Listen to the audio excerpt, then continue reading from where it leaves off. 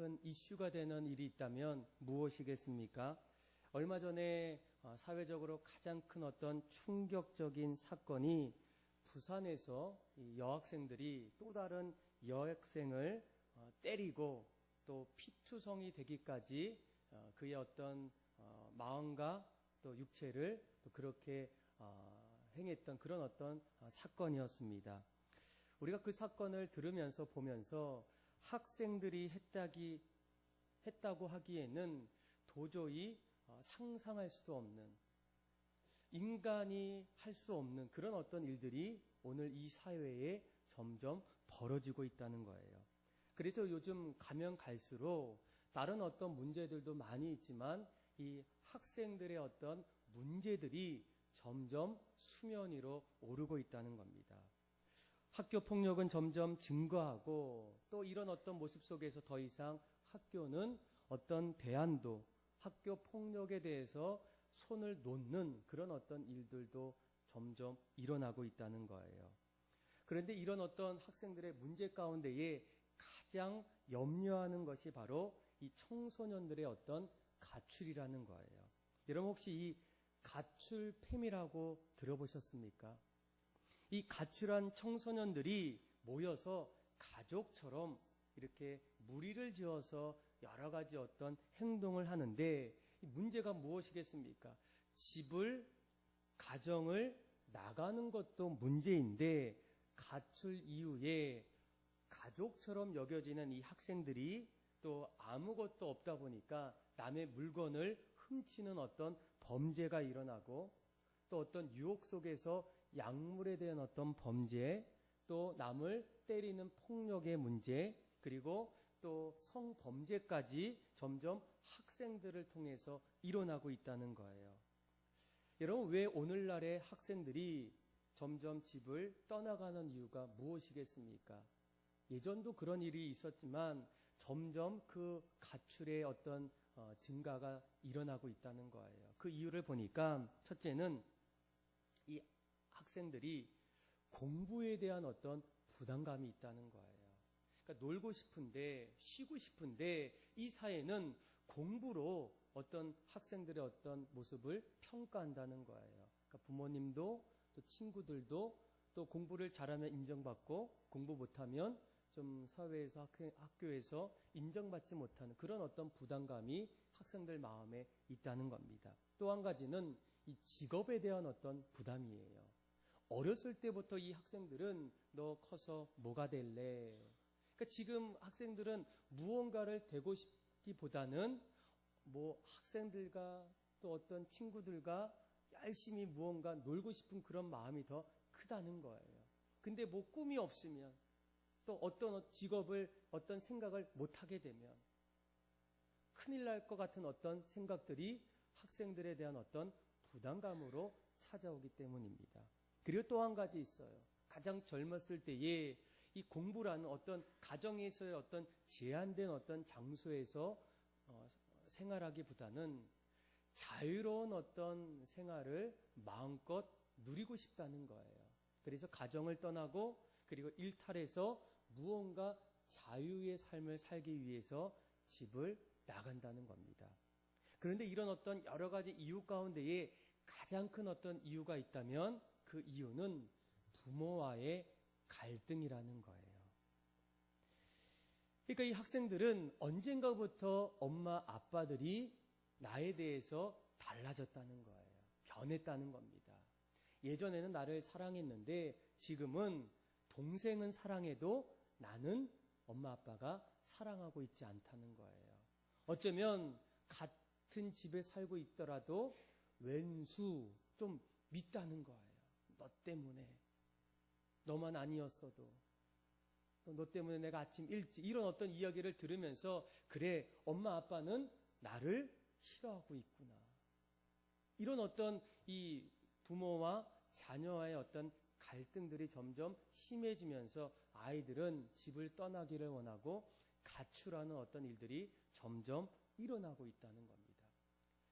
그런데 여러분 정말로 자녀를 미워하거나 싫어하는 사람의 어떤 부모님이 어디 있겠습니까? 어떤 부모도 자녀를 마지막까지 사랑하고 돌보기를 원한다는 거예요. 그래서 여러분, 우리가 어떤 자녀에 대한 어떤 관계, 또 어떤 공감하는 어떤 부분들, 또 대화하는 어떤 부분들, 이 모든 것들을 여러분들이 잘 고민하시고 우리 자녀들에게 더욱더 사랑으로 돌봐주셔야 된다는 거예요. 그런데 이런 요즘에 일어나는 어떤 학생들의 일탈의 모습을 보면서 어쩌면 우리 영적인 생활 속에서도 똑같이 이런 어떤 모습들이 일어나지 않나라는 어떤 생각들이 점점 든다는 거예요.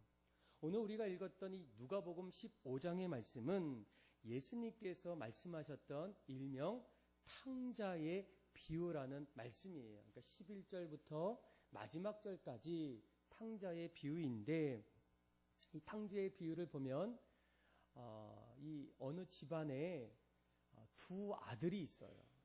그런데 이 둘째 아들은 하루는 아버지에게 가서, 아버지, 저에게 언젠가 주실 수 있는 어떤 분깃이 있다면 지금 당장 주십시오. 그리고 저는 이 집에서 나가고 싶습니다. 그리고 그 탕자의 비유 속에는 이 두 번째 아들이 집을 나가서 어떻게 생활하고 있는지, 또 어떤 결과를 맞이했는지를 기록한 말씀이 누가복음 15장의 말씀이에요. 여러분, 이 학생이, 이 둘째 아들이 집을 나갔던 이유가 무엇이겠습니까? 뭐 여러 가지 이유가 있지만 그 중에 하나가 집 안에 있는 것보다 집 밖에 나갔을 때에 나의 어떤 삶이 더 행복할 거라는 어떤 생각들이 있었다는 거예요. 늘 부모 밑에서 보호받고 생활하기보다는 어쩌면 아버지 없이 또 가정을 넘어서 혼자 스스로 세상에 살 때에 더 많은 일들을 할 수 있는 어떤 생각들이 그 마음속에 점점 생긴다는 거예요. 그래서 어쩌면 아버지를 떠난 삶이 지금보다 더 유익하고 나에게 더 어떤 행복을 줄 수 있는 어떤 그런 마음이 결국 아버지 앞에서 자신의 분깃을 받고 가정을 떠나서 이제 세상으로 나가는 그런 어떤 모습을 보게 된다는 거예요. 그런데 여러분, 이 결과를 보면 어떻습니까? 이 둘째 아들이 집을 나가서 세상을 향해서 행복을 위해서 갔을 때 그의 어떤 삶의 결과는 그가 바랬던 모습이 아니라는 거예요. 한마디로 우리가 결론 지으면 어리석은 어떤 생각 속에서 어리석은 어떤 결과를 맞이하는 탕자의 모습을 발견한다는 거예요.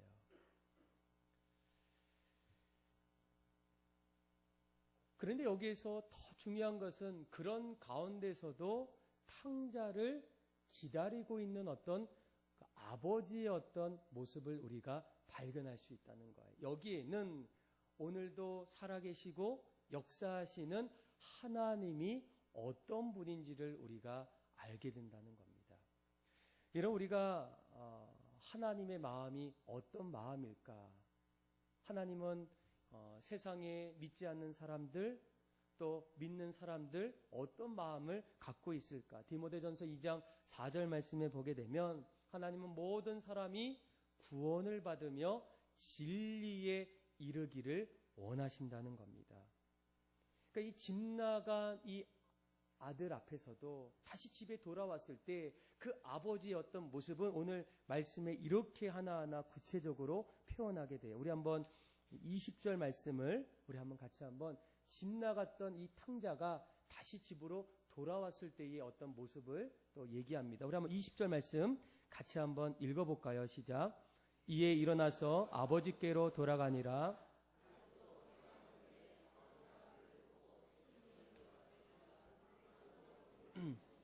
아멘. 자, 이 아들이 아무것도 없는 그때의 결론 마음속에 그래 집으로 돌아가자. 그래서 집으로 돌아갑니다. 그런데 그는 그 전에 쥐업 열매를 먹고 또 사람으로서 좀 하고 싶지 않은 어떤 그런 어려운 일들을 하다가 이제 마침내 집에 돌아가게 돼요. 그런데 중요한 것은 그때의 아버지는 그때의 아들을 기다리고 있었던 것이 아니라 어제도 그제도 날마다 그 아들을 바라보면서 아들이 언젠가 오기를 간절히 원하면서 그를 기다리고 있었던 거예요. 그런데 기다리는 그때 멀리서 딱 한눈에 아들이 지금 오고 있어요. 그때 이 아버지가 어떻게 합니까? 그의 목을 안아주고 그를 입맞춤해 줬다는 거예요. 그런데 중요한 것은 아버지가 먼저 오지도 않았던 그 아들 앞에 먼저 멀리서 다가갔다는 거예요. 그러니까 얼마나 아버지가 아들을 사랑했는지를 우리가 알 수 있겠죠. 그렇죠? 이제 얼마나 있으면 아들이 이 앞으로 오는데 이것을 못 기다린다는 거예요. 당장 내가 아들의 눈도 보고 싶고 마음도 살펴보고 싶고 또 어떻게 지낸지를 간절한 마음에 이 아버지가 어떻게 됩니까? 오기도 전에 먼저 달려가서 그를 안아주고 입맞춤해 줬다는 거예요. 또 있어요. 아버지의 어떤 사랑의 모습. 우리 한번 21절, 22절 같이 한번 읽겠습니다. 시작. 아들이 이르되 아버지 내가 하늘과 아버지께 죄를 지었사오니 지금부터 아버지의 아들이라 일컬음을 감당하지 못하게 했나이다 하나 아버지는 종들에게 이르되 내어다가 입히고 손에 가락지를 끼우고 발에 신을 신기라. 아멘. 아버지가 아들에게 어떻게 합니까? 가장 좋은 옷을 그에게 입히게 돼요. 또 손에다 가락지를 끼우고 발에다가는 가장 좋은 어떤 새로운 그 신을 또 이렇게 신겨주게 돼요. 그러니까 내가 누군가를 사랑할 때에 그 사랑 속에는 무엇가 있습니까? 주기를 원해요. 이 아버지가 가장 기다렸던 그 아들에게 집에 있는 가장 좋은 옷과 또 가락지와 그리고 신발을 신겨주게 돼요. 그리고 또 있어요. 우리 23절의 말씀 또 같이 한번 읽어볼까요? 시작. 그리고 살찐 송아지를 끌어다가 잡으라. 우리가 먹고 즐기자. 아멘. 이러면 이 아버지가 집에서 가장 좋은 살찐 송아지를 잡으라는 거예요. 잔치가 일어났다는 거예요. 여러분 우리가 주로 밖에서 밥을 먹을 때가 언제입니까? 매일 먹습니까? 먹고 싶은데 못 먹어요. 그렇죠?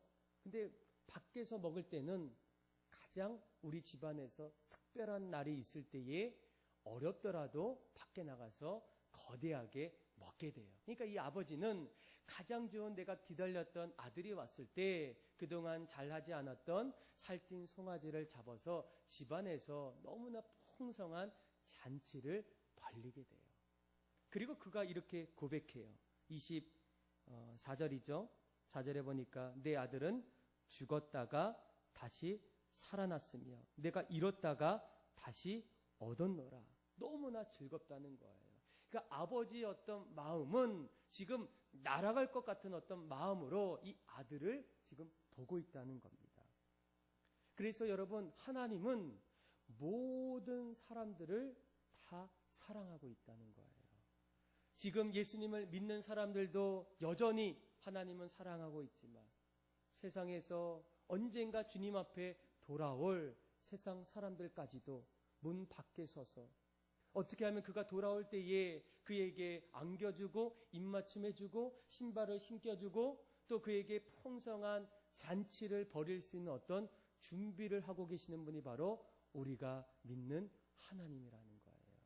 그 사랑을 여러분 우리가 깨달아야 됩니다. 하나님의 사랑은 영원한 거예요. 우리는 누군가 내가 사랑했던 사람이 등을 돌리거나 나를 미워할 때 어떻게 합니까? 똑같이 갚아주기를 원해요. 더 이상 내 사랑을 닫게 됩니다. 그런데 하나님의 사랑은 변하지 않아요. 여전히 그가 집에 나가 있더라도 그를 어떻게 합니까? 반겨주고 안아주고 죽었다가 살아났던 그 아들을 보면서 가장 좋은 잔치를 벌이고 있다는 거예요. 우리가 보통 이 누가복음 15장의 탕자의 이야기를 들으면서 우리도 한때 이런 어떤 생각을 하게 돼요. 그래, 나도 한때 집 나간 탕자였지. 그래서 그렇게 믿으라고 했음에도 불구하고 신앙생활을 거부하고 주님 앞에 돌아오지 못했던 그런 어떤 모습이었지. 그래서 여러분 오늘 말씀은 어쩌면 이곳에 있는 모든 사람들 마음속에 우리의 어떤 과거의 신앙의 모습을 생각하는 분도 있다라는 거예요. 그런데 오늘 말씀은 여기에서 끝나는 것이 아니라는 겁니다.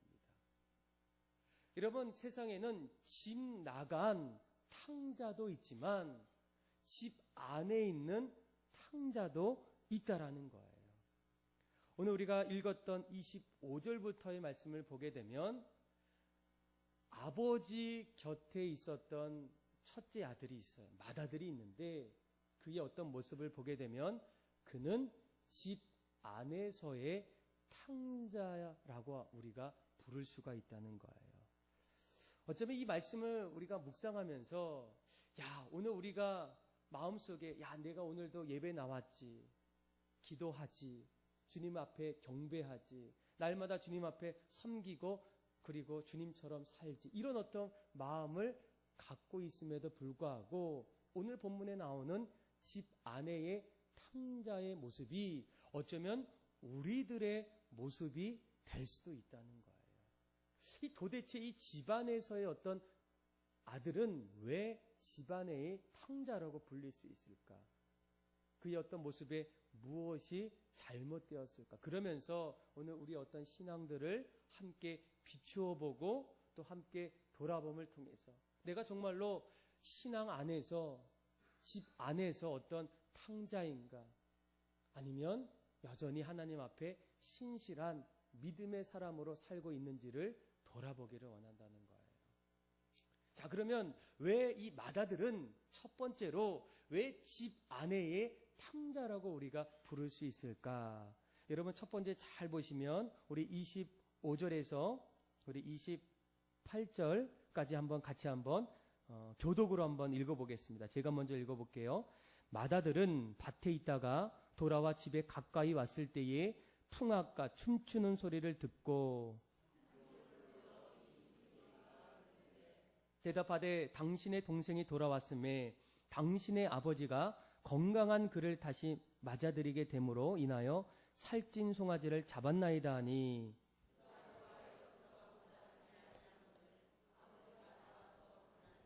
아멘. 여러분, 이 한 집에 살 때에 어떤 일들이 일어나겠습니까? 자녀들은 언젠가부터 부모님의 어떤 모습들을 닮아가게 돼요.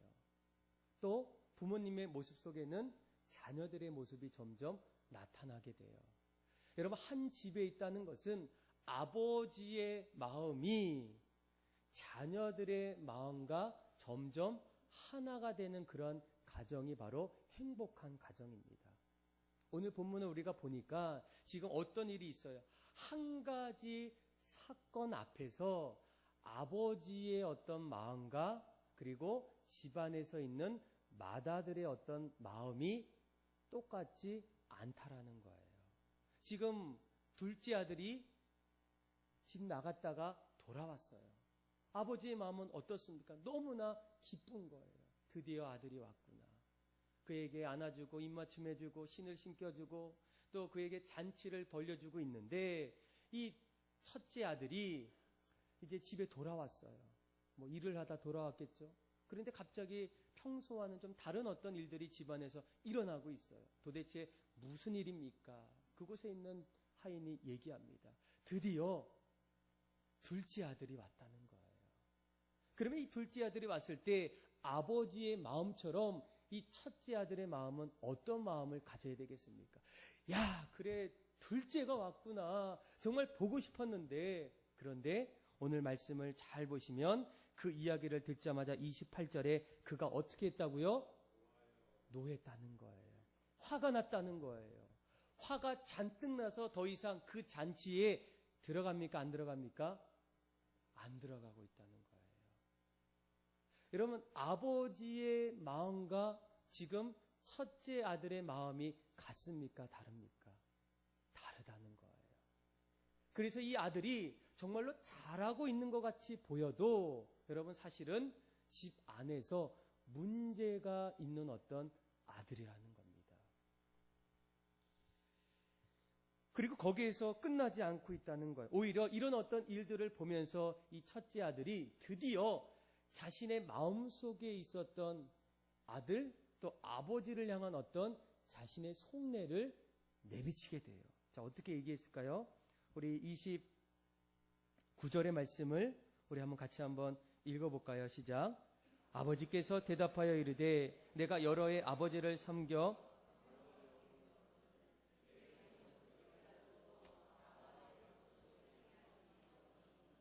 아멘. 자, 이 첫째 아들이 뭐라고 얘기합니까? 저는 한 번도 아버지의 말씀을 어긴 적이 없다는 거예요. 그러면서 아니 어떻게 저에게는 이렇게 염소 새끼 잡는 어떤 이런 잔치를 한 번도 안 할 수 있겠습니까? 어떻게 아버지가 그렇게 할 수 있겠습니까? 그러니까 이 지금 첫째 아들은 아버지에 대해서 뭘 얘기하고 있어요? 어떻게 아버지는 인색할 수 있습니까? 저에게만 왜 이렇게 할 수가 있겠습니까? 이런 어떤 이야기를 지금 첫째 아들이 지금 하고 있다는 거예요. 그런데 여러분 중요한 것은 그때에도 아버지의 마음이 여러분 어떤 마음이겠습니까? 우리 같으면 그 얘기를 들었어요. 얘라이, 너가 첫째냐? 너 이제 다 끝났다. 이런 어떤 속상함이 있을 수도 있어요.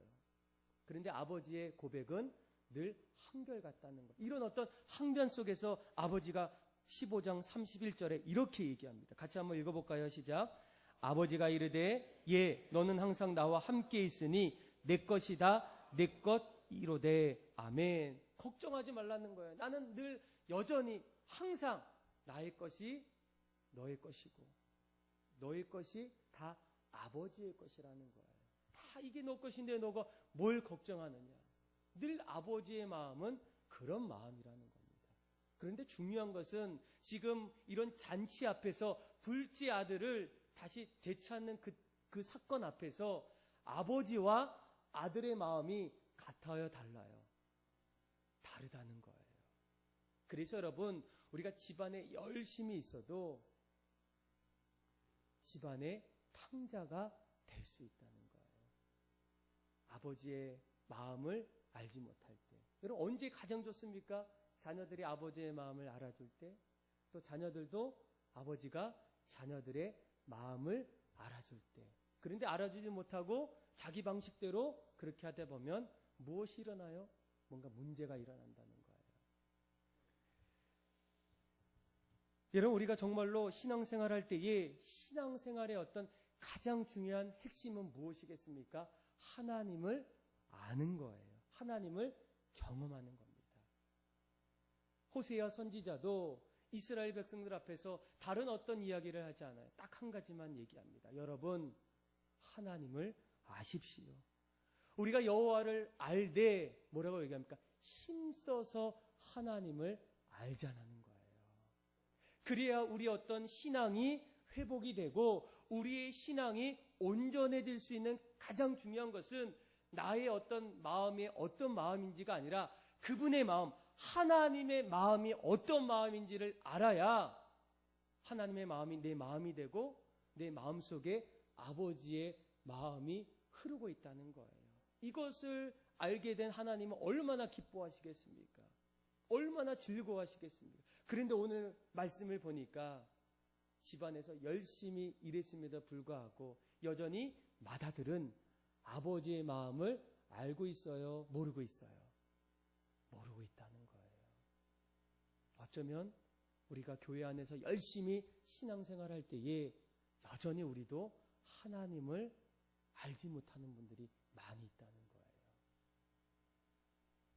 여러분들은 어떻습니까? 그러나 하나님은 여전히 우리를 사랑하고 있다는 거예요. 두 번째로 보니까 왜 이 집안에 있는 맏아들이 집안의 탕자라고 불릴 수 있었을까? 여러분, 그의 어떤 행동은 참으로 집안에서 모범적이에요. 자, 둘째 아들이 올 때에도 그가 무엇을 하고 있었을까요? 우리 한번 29절 같이 한번 확인해 볼까요? 시작. 아버지께서 대답하여 이르되 내가 여러 해 아버지를 섬겨 명을 어김이 없거늘 내게는 염소 새끼라도 주어 나와 내 벗으로 즐기게 하신 일이 없더니. 아멘. 이런 이 첫째 아들이 뭐라고 얘기합니까? 나는 평생에 아버지의 명을 어떻게 했다고요? 어긴 적이 없다는 거예요. 완전히 요즘에 집 안에서의 모범적이라는 거예요. 그런데 여러분 중요한 것은 무엇이겠습니까? 사실 자기가 정말로 집안에서 아들로서 자녀로서 열심히 하고 있었지만 그것이 자기를 위한 것이지 아버지가 원하는 것을 하고 있지 않다는 거예요. 우리가 보통 가정에서 주로 이렇게 자녀들과 얘기할 때 뭐라고 얘기합니까? 우리 자녀들 이야기 들리지 않습니까? 가끔씩 엄마 나 잘하세요. 아빠 잘하세요. 저는 잘하고 있어요. 처음 듣는 얘기입니까? 근데 지금 이런 어떤 일들이 지금 집안에서 일어나고 있다는 거예요. 아버지, 저는 한 번도 아버지의 명을 어긴 적이 없다는 거예요. 그런데 오늘 이 말씀을 조금 우리가 더 이해하기 위해서는 왜 이 탕자의 비유를 예수님께서 말씀하셨을까? 15장 1절, 2절 말씀을 보고 그리고 나서 예수님께서 탕자의 비유를 말씀하고 있어요. 자, 우리 한번 1절, 2절을 한번 같이 한번 읽어볼까요? 시작. 모든 세리와 죄인들이 말씀을 들으러 가까이 나오니 바리새인과 서기관들이 수군거려 이르되 이 사람이 죄인들을 영접하고 음식을 같이 먹다 하더라. 아멘. 자, 지금 여기 보니까 두 종류가 있어요. 이쪽은 바리새인과 서기관, 그리고 이쪽은 죄인과 또 세리와 창기들. 그러니까 세상적으로 보면 율법을 지켰던 사람들, 또 어떤 사회적으로 율법을 떠났던 어떤 그런 부류예요. 그런데 중요한 것은 이때에 예수님께서 죄인과 세리와 창기들과 늘 식사하고 같이 있는 거예요. 이것을 가지고 사람들이 문제를 이렇게 내놓습니다. 어떻게 예수님이 이런 일들을 할 수 있겠습니까? 그런데 그때에 예수님이 탕자의 비유를 얘기하고 있는 거예요. 하나님은 집 나간 아들도 사랑하고 집안에 있는 어떤 아들도 여전히 사랑하고 있다는 거예요. 그러니까 이 첫째 아들은 열심히 집안에서 일을 하고 아버지 앞에서 잘하고 있지만 더 중요한 것은 아버지가 어떤 마음을 갖고 있는지를 아직도 모르고 있다는 거예요. 그렇죠? 여러분, 예수님께서 늘 얘기하셨던 이야기가 무엇입니까? 하나님께서 말씀하신 것은 하나님을 사랑하듯 내 이웃을 내 몸과 같이 사랑하는 거예요. 어떤 사람이든 색안경을 끼고 보는 것이 아니라 누구든지 그들을 긍휼히 여기고 주님 앞에 나오는 모든 사람들을 내 이웃처럼 여기라는 거예요. 그런데 오늘 본문을 잘 보시면 이 첫째 아들이 뭐라고 얘기합니까? 저는 한 번도 아버지의 명을 먹인 적이 없다는 거예요. 그런데 결국은 아버지가 무엇을 원하는지를 지금도 알고 있어요? 모르고 있어요? 모르고 있다는 거예요. 그것이 바로 집안에서 열심히 하고 있어도 집안의 탕자라고 우리가 부를 수 있다라는 거예요. 여러분, 우리는 늘 하나님의 기쁨이 되기를 원해요. 어떻게 하면 우리가 하나님 앞에 영광 돌리기를 원해요. 근데 정말 우리가 하나님 앞에 하나님의 기쁨이 되는지를 돌아보기를 원합니다. 여러분, 요즘에 가나안 성도들이 점점 늘어나고 있어요. 요즘 최근에 한 100만 명이 지금 생겼대요. 그러니까 온누리 소망교회 성도가 아니라 가나안 성도. 들어보셨죠? 이 가나안은 거꾸로 한번 가나안을 거꾸로 해봐요. 뭐예요? 안나가 성도예요. 이 사람들이 어떤 사람이냐면 신앙은 있는데 교회에 나가지 않는 어떤 성도가 바로 가나안 성도라는 거예요. 근데 점점 이 가나안 성도가 점점 늘어나고 있어요. 물어봐요. 아니 어떻게 신앙생활 잘하고 있습니까? 잘하고 있다는 거예요. 누구보다도 하나님을 잘 믿고 있다는 거예요. 난 하나님 앞에 살고 있다는 거예요. 그런데 문제는 교회를 안 나가고 있어요. 그 이유를 물어봤어요. 대부분 사람들의 이유는 교회에서 받았던 어떤 상처, 어떤 제도의 어떤 불만, 이런 어떤 이유가 있지만 더 궁극적인 어떤 이유는 내가 교회를 나가도 그 교회 안에서 영적인 성장을 이룰 수 있을까라는 어떤 퀘스천이 든다는 거예요. 그래서 안 나간다는 거예요. 안 나가도 괜찮다는 거예요. 누구의 기준으로 얘기합니까? 자기의 기준으로 신앙을 그렇게 살고 있다는 거예요. 그러니까 아버지가 원하고 아버지가 바라는 어떤 모습보다는 내 기준으로 내가 최선을 다해서 나는 믿음 생활이 있다고 요즘에 많은 성도들이 생각하고 있다. 하나님이 왜 교회를 세워주셨습니까? 교회 안에는 주님의 이름으로 고백하는 믿음의 동역자들을 함께 만나기를 원해요.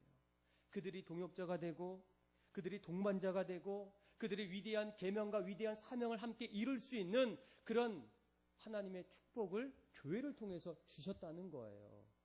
그래서 이 교회를 통해서 복음이 증거되고 교회를 통해서 하나님 나라를 이뤄나가기를 원하는 하나님의 어떤 마음이 그곳에 있는데 그럼 어떻습니까?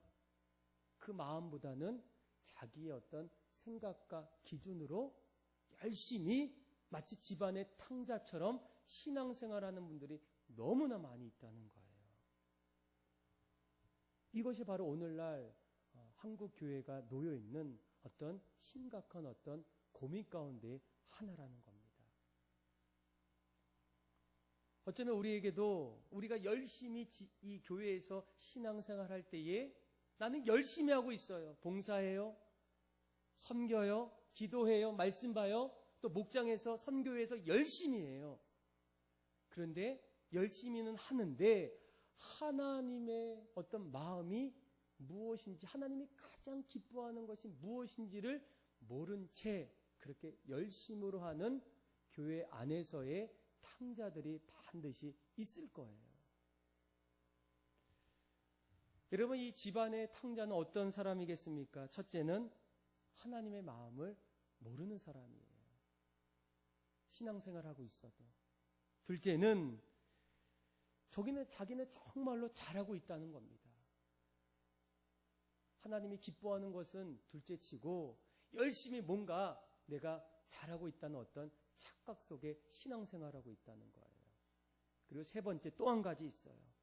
또 한 가지는 내가 특권을 누리면서 점점 책임을 소홀히 하는 분들이 있어요. 여러분, 여기 혹시 앉은 분들 가운데에 집안에서 첫째인 분들 계시죠?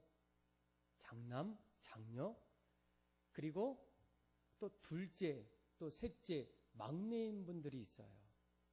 그런데 여러분 잘 보시면 집안에서 지금은 다를 수도 있는데 여지까지 이렇게 보게 되면 집안에서 이 첫째에게는 자녀들 가운데 어떤 특혜들이 있어요, 없어요? 있어요. 저도 저희 자녀들이 이제 3명이에요. 근데 첫째에게 했던 모습과 또 셋째에게 했던 모습이 조금 다르더라고요. 그러니까 첫째 때는 잘 몰라서 그런지 첫째가 이렇게 아프다 그러면 새벽이라도 응급실에 가요. 발을 동동거리면서 다치면 안 되는데. 또 얘가 점점 커면 없더라도 또 신발도 사주고 옷도 사주고 또 이 아이가 먹을 거 있으면 먹고 싶다고 하면 당장이라도 이렇게 사주게 돼요. 그런데 이제 둘째부터는 조금씩 달라지는 것 같아요. 아빠 배고파. 많이 먹으면 좀 살찐다. 좀 버텨야 돼. 또 옷을 또 자기가 입고 싶다는 거예요. 야, 저번에 내가 어디에서 옷을 봤는데 보니까 사촌 언니 건데 그냥 야, 이거 입어. 이거 더 이뻐. 또 아파도 가야 되는데 죽을 것 같지는 않아. 괜찮아. 이제는 괜찮은 것 같아. 이런 어떤 생각이 점점 들게 돼요. 그러니까 이 부모님들이 이 첫째에 대해 너무나 정성으로 합니다. 그런데 그때 여러분 이 어떤 첫째의 어떤 특권이 있어요. 제가 이제 늘 시골에 갈 때 아버지에게 한번 물어봐요. 아버지, 왜 큰아버지는 왜 이렇게 잘 살고 우리 집은 먹을 것이 없어요? 그래서 한번 물어봤어요. 엄마가 얘기하시더라고요. 야, 큰아버지는 큰아들이라고 그래. 그러니까 이 할머니께서 큰아들에게 재산을 다 주셨어요. 큰아들이니까. 이유가 큰아들이니까. 그런데 여러분 이 큰아들은 이런 어떤 요즘에는 다르지만 그 당시에는 어떤 장자들, 어떤 장남, 맏아들에 대한 어떤 특권들이 있었다는 거예요. 그런데 여러분 중요한 것은 이런 어떤 특권들이 있을 때 또 한편으로 우리에게 주어지는 것이 무엇입니까? 책임이라는 거예요. 왜 부모님들이 그렇게 큰 아들에게 그렇게 정성을 다하고 하는 이유가 무엇이겠습니까? 어쩌면 아버지가 부재했을 때, 또 어떤 큰 일이 있을 때 아버지처럼 우리 맏아들이 그 일을 감당하기를 원한다는 거예요. 그런 어떤 능력도 있고 또 그렇게 할 수 있는 어떤 환경도 어떻게 주어져야지. 그래서 여러분 많이 이렇게 큰아들에게 또 큰 장녀에게 이렇게 주는 거예요. 여러분 오늘 이제 아버지가 드디어 집 나갔던 둘째 아들을 보았어요. 얼마나 기쁘고 얼마나 즐겁겠습니까? 그리고 그 이야기를 드디어 맏아들이 들었다면 맏아들은 어떻게 반응하는 것이 정상입니까? 드디어 내 동생이 집에 왔다고요? 그렇게 기다렸던, 어떻게 산지 몰랐던 그 동생이 왔다고요? 이런 어떤 궁금과 어떤 사랑의 마음으로 반응하는 게 맏아들의 어떤 책임이라는 거예요. 아니면 아버지가 집 앞에서 늘 기다리고 있었을 때, 아버지, 제가 한번 밖에 나가서 한번 제 동생을 한번 찾아보겠습니다. 동생이 어떻게 지내고 있는지 궁금해서 또 그를 다시금 어렵게 살고 있다면 꼭 데리고 오겠습니다. 누구의 책임이에요? 큰아들이 가져야 될 큰아들의 어떤 책임이라는 거예요. 그런데 이 큰아들은 아버지로부터 어떤 특권은 어떻게 누렸는지는 모르지만 그가 지금 오늘 말씀을 보게 되면 그가 장남으로서, 큰 아들로서, 맏이로서 해야 될 어떤 책임들을 하고 있어야 안 하고 있어요? 놓치고 있다는 거예요. 그에게는 어떤 신성한 첫째의 어떤 자각이 점점 멀어지고 있다는 거예요. 그런데 오늘 말씀을 조금 더 읽어보면 그의 어떤 모습이 정확히 나와요. 30절 말씀에 보게 되면 아버지에게 그 둘째 아들을 이렇게 불러요. 같이 한번 읽어볼까요? 시작. 아버지의 살림을 창녀들과 함께 삼켜버린 이 아들이 돌아오매. 아멘. 자, 여기에서 누구라고 둘째를 얘기해? 이 아들, 원어로 보면 당신의 아들이라는 거예요. 여러분 혹시 동생을 아버지 앞에서 당신의 아들이 지금 집에 있어요 얘기하는 사람 있나요? 없어요. 그런데 그렇게 말하는 것은 둘째를 사랑하지 않는다는 거예요. 돌보고 싶은 마음이 없다는 거예요. 맏아들로서 자신이 해야 될 어떤 책임을 완전히 지금 놓고 있다는 거예요. 그래서 아버지 앞에 당신의 그 둘째 아들을 당신의 아들이라 이렇게 부르고 있어요. 여러분 오늘날 이런 어떤 우리가 주님 앞에서 특권은 있지만 우리도 어쩌면 우리 어떤 책임을 소홀히 한 적은 여러분 없으십니까? 여러분 이 교회가 도대체 무엇이겠습니까? 이 성도들은 너무나 감사한 것은 이미 벌써 하나님으로부터 특권을 받았어요. 날마다 주일이면 사람들은 어디 갈까? 처음에는 좋지만 나중에는 고민이 돼요. 걱정이 돼요. 그런데 주님을 믿는 사람들에게는 날마다 가야 될 것이 있어요. 그리고 그곳에 가면 날마다 우리를 사랑하시는 그 하나님 앞에 다가가게 돼요. 예배하고 그분의 음성을 듣고 그분의 임재 가운데 거하는 놀라운 은혜를 우리가 맞이하게 돼요. 우리는 세상 사람들이 모르는, 세상 사람들이 날마다 이 땅에 어떤 소망을 갖고 있을 때 우리는 영원한 곳, 하늘의 소망을 두고 이미 이 땅에서 거룩한 순례자의 길을 걷고 있어요. 모든 것이 다 끝났다고 생각하는 그때에도 영원한 곳을 바라보고 하나님이 먼저 나를 택하심에 감사하며 그 특권을 이 땅에서 이미 지금 누리고 있다는 거예요. 그런데 여러분 이 특권 속에는 반드시 뭐가 있다고요? 책임이 있다는 거예요. 여러분 도대체 이 교회가 무엇이겠습니까? 교회에 대해서 한스킹이라는 신학자가 분명하게 이렇게 정의를 해요. 교회는 세상으로부터 부름받은 하나님의 백성이라는 거예요. 뭘 얘기합니까? 다른 사람들은 부름을 못 받았는데 나는 부름을 받았다는 거예요. 뭐예요? 특권을 얘기해요. 그런데 동시에 교회는 세상으로 보냄받은 그리스도의 제자라는 거예요. 이제 내가 하나님 앞에 선택받고 택함 받아서 날마다 하나님의 임재와 은혜 속에 거할 때에 이제는 우리가 세상으로 보냄받은 그런 책임을 가지고 나아가야 된다는 거예요. 여러분들은 어떻습니까? 우리가 정말로 이미 진작 하나님으로부터 택함받아 특권을 누리고 있는데 언젠가부터 우리 안에 어떤 책임들이 점점 사라지고 있다는 거예요. 여러분, 지금 한국교회가 어렵다고 얘기할 때 긍정적으로 이렇게 보시는 분들이 거의 없어요. 그리고 향후 10년에 한국교회가 어떻게 될까라는 어떤 그런 상상을 해보면 상상이 잘 안 간다는 거예요. 그런데 여러 가지 어떤 이야기 속에서 앞으로 10년 이후에 교회는 두 종류의 교회로만 남게 된다는 거예요. 자, 첫 번째 교회는 복음적인 교회가 10년 이후에도 여전히 남아있다는 거예요. 그리고 또 한 가지 교회는 세상적인 교회도 여전히 남아있다는 거예요. 여러분, 이 복음적인 교회와 세상적인 교회는 뭐가 다르겠습니까? 이 복음적인 교회는 하나님이 주인 되시는 교회예요. 세상적인 교회는 점점 하나님에서 사람이 주인 되는 교회입니다. 하나님이 중심이 되는 교회는 복음적인 교회예요. 그런데 인간이 중심이 되어져 가는 교회는 세상적인 교회라는 거예요. 하나님의 말씀이 우리 어떤 삶의 기준이 되는 교회는 복음적인 교회예요. 그런데 사람들의 어떤 경험, 가치관, 어떤 인생관이 기준이 되는 교회는 세상적인 교회라는 거예요.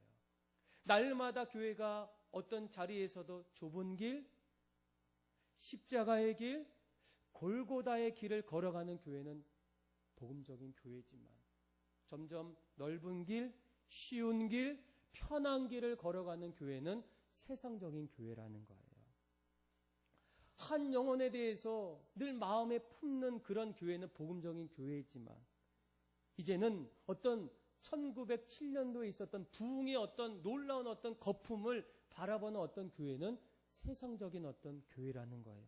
그리고 또 한 가지 뭐가 있습니까? 하나님이 우리를 주셨던 어떤 특권과 책임을 동시에 행하는 교회는 복음적인 교회이지만 특권만을 점점 누리고자 하는 교회는 세상적인 교회일 수밖에 없다는 거예요. 그런데 중요한 것은 이 세상적인 교회와 그리고 복음적인 교회 사이에 두 사이에 껴있는 교회들이 있어요. 그래서 그 교회는 눈치를 보고 있다는 거예요. 이럴 때는 세상적인 어떤 모습으로 가야 되지 않을까. 이럴 때는 그래도 복음적인 어떤 모습으로 우리 교회가 가야 되지 않을까. 그러다 보니까 어떤 일들이 일어나면 교회가 점점 커지는 교회는 커져요. 복음적으로도 커지고 세상적으로도 점점 그 교회는 커져요. 반면에 복음적으로 점점 작아져요. 세상적으로도 작아져요. 그런데 그 중간에 교회가 점점 사라지고 있다는 거예요. 그러니까 두 가지 같이 한쪽은 세상적이고 한쪽은 복음적인 어떤 두 가지를 같이 가지고 있는 어떤 교회는 중간에서 어떻게 된다고요? 점점 사라지고 있다는 거예요. 저는 이 어떤 이야기를 들으면서 우리 교회를 한번 돌아봤어요. 우리 교회는 지금 어디에 서 있는가? 복음적인 교회와 세상적인 어떤 교회의 중간에서 우리는 지금 어디를 가고 있는가? 여러분, 세상적인 교회도 점점 잘 돼요. 신앙은 가져야 되고 뭔가 있어야 되고 어떤 개런티, 어떤 보험은 들어야 되는데 보험을 들다 보니까 신앙을 갖는 거예요. 근데 갖다 보니까 뭐가 좋아요? 세상적으로 이끌어가는 교회가 너무 좋은 거예요. 자기한테 맞는 거예요. 사람들이 그런 교회를 점점 찾아가요. 또 반대적으로 그런 가운데서도 복음적인 교회는 복음의 능력으로 점점 그 교회는 살아남는 거예요. 저희가 1년에 한 번씩 늘 우리가 평소에 영혼을 살리는 어떤 그런 마음을 가져야 되는데, 이게 혼자 하는 것도 있지만 또 함께 교회가 전체가 되어서 한번 영혼을 한번 동시에 한번 초청하자. 그래서 11월 첫째 주마다 우리가 이웃사랑, 한 영혼을 품는 이웃사랑 축제를 하게 돼요. 그런데 제가 올해는 좀 고민이 됐어요. 왜냐하면 우리가 2015년도에 처음으로 이제 교회를 세우고 나서 한번 해보니까 주변에 교회가 이제 없고 또 주변 여러분 앉고 있는 그 자리에 사람들이 별로 없다 보니까 어떻게 해요? 야, 그래도 지금 교회가 어려우니까 나라도 열심히 해야 되겠다. 이런 어떤 마음에서인지 그때에는 열심히 했어요. 그런데 이제 교회 이제 주변에 이제 자리가 이제 좀 많아지다 보니까 작년에 한번 이웃사랑 축제를 할 때에 우리 성도들의 마음이 예전처럼 모습이 없어졌어요. 그리고 이렇게 얘기해요. 목사님, 요즘에 전도해도 안 돼요. 노방 전도는 더더욱 안 돼요. 무슨 얘기예요? 전도해도 안 된다는 거예요. 이제는 전도할 시대가 아니라는 거예요. 그런데 그 말 속에는 우리가 어느 쪽으로 가기를 원한다는 거예요? 복음적인 교회가 아닌 세상적인 어떤 교회로 점점 가려는 어떤 우리의 모습이 들어있다는 거예요. 여러분, 왜 예수님께서 이 땅에 십자가를 지실 때에 3년이라는 어떤 시간을 두고 그렇게 지셨을까? 그 이유는 딱 한 가지예요. 제자들과 함께 그들에게 복음의 특권을 주시면서 너희가 이제는 듣든지 안 듣든지 나처럼 마지막까지 너가 특권을 받았던 그 자리에서 한 영혼을 품는 책임을 다하는 그런 하나님의 마음을 이렇게 주고자 하는 그런 마음이 그곳에 있었다는 거예요. 그래서 올해 솔직히 이제 우리 교회도 안 되겠구나. 작년에 보니까 다들 마음이 없어요. 하지 말아야 되겠다. 안 하는 게 좋겠다. 그리고 이사 오시는 분들은 가끔씩 오시니까 안 해도 점점 교회 자리는 채워지겠다. 그리고 우리가 또 사람들이 좋아하는 것을 많이 하자. 어떤 마음입니까? 우리 교회도 세상적인 교회로 점점 가려는 어떤 모습이 있다는 거예요. 그런데 기도하면 기도할수록 하나님이 계속 마음에 그런 마음을 주셔요. 성도들이 많이 안 와도, 교회가 더디 나아가도 교회는 하나님이 주인 되는 그런 교회가 되기를 원한다는 거예요. 하나님이 기뻐하는 교회. 내가 기뻐하는 게 아니라 하나님이 원하시는 교회. 오든 안 오든 어떤 자리에 있든 우리가 날마다 주님이 바라신, 오늘 본문에 나오는 그 아버지의 마음을 아는 아들, 아버지가 원하는 그런 아들, 그리고 내가 맏아들로서 내가 구원받아서 특권을 받았을 때에 그 특권 속에서 책임을 다하는 그런 아들로 하나님은 우리가 살기를 원한다는 거예요. 사랑하는 믿음의 성도 여러분, 여러분들은 어떤 사람이겠습니까? 여러분들은 교회 안에 날마다 오기 때문에 늘 마음에 또 다른 어떤 마음이 없습니까? 그런데 어쩌면 우리의 어떤 마음이 결국은 교회 안에서의 탕자의 신앙으로 살 수도 있다는 거예요. 여전히 아버지의 마음이 무엇인지 알지 못하고 내 기준으로 교회를 바라보고 내가 원하는 것을 점점 하는 그런 어떤 모습들, 여전히 주님을 알지 못하는 사람들, 그런데 내 책임, 특권은 누릴 줄 알면서도 책임은 소홀히 하는 그런 어떤 교회 안에서의 탕자는 없으십니까? 저는 오늘 우리가 함께 기도하며 나아갈 때 하나님, 정말로 우리의 모든 모습 속에 내가 지금 집안에, 교회 안에 믿음 생활 온전히 지금 하고 있을 때 그래도 내가 집안의 어떤 탕자가 아니라 아버지 앞에서 합한 사람, 또 하나님이 가장 기뻐하는, 하나님이 원하시는 그런 교회, 그런 신앙, 그리고 더 나아가서는 우리 교회가 하나님 늘 배우고 훈련하고 또 좁은 길, 또 힘든 길, 또 희생의 길을 걸어가도 그 교회가 점점 세상적인 교회가 아니라 복음적인 교회로 그렇게 설 수 있도록 하나님, 저희도 그런 마음으로 그 자리에 서겠습니다. 또 그렇게 살겠습니다. 이제는 집안의 탕자가 아니라 집안에서 기쁨이 되는, 아버지 앞에 영광 돌리는 그런 여러분들의 신앙이 다 되기를 주님의 이름으로 축복합니다. 우리 나 주님의 기쁨 되길 원하네 194장 우리 F로 시작하는데요. 우리 나 주님의 기쁨